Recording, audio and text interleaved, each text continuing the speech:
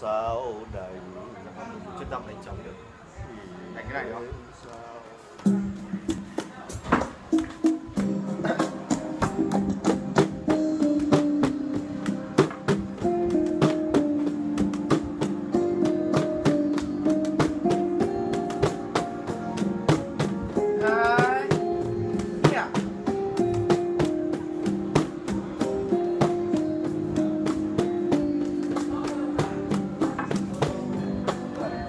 Trong tầm với đã không còn tới khi vắng em trong đời,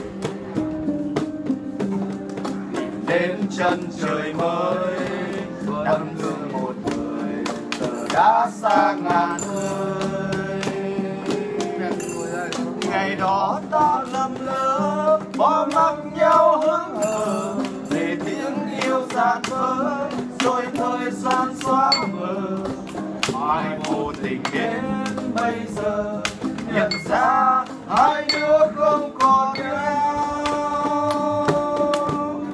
Cuộc sống luôn vội vã với bao nghiệt ngã rồi muốn ta mệt mỏi.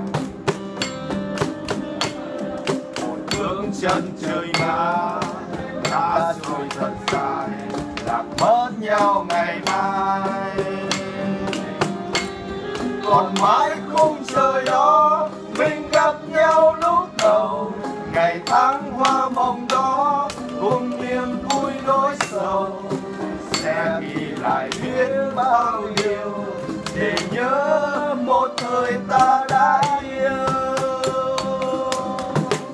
Thì thôi ta đã lỡ lìa xa bến bờ, đời lênh đênh sóng vỗ màn trôi lững lờ.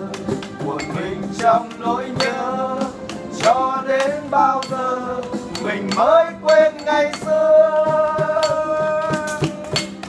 Thì thôi ta đã hết chờ nhau sẽ về, mùa xuân này đã chết vàng phai đã về, để lại bao hối tiếc khi khắc tên người gọi mãi trong đêm buồn.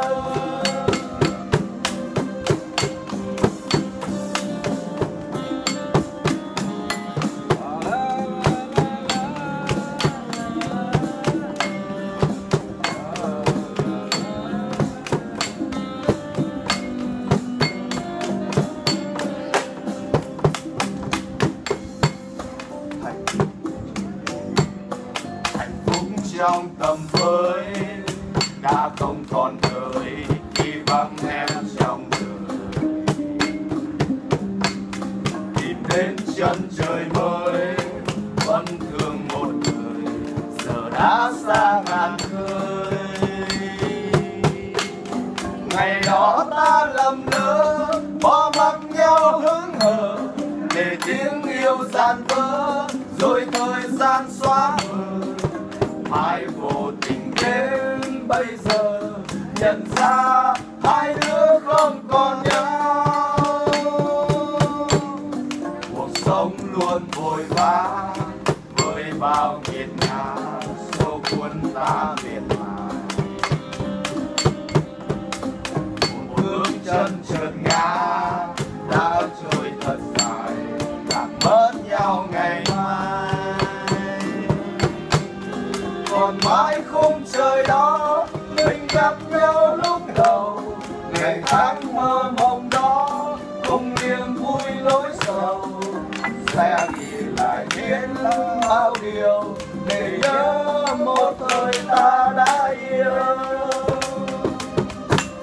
Thì thôi ta đã lỡ lìa xa bến bờ, đời lênh đênh sóng vỗ buồn trôi lững lờ.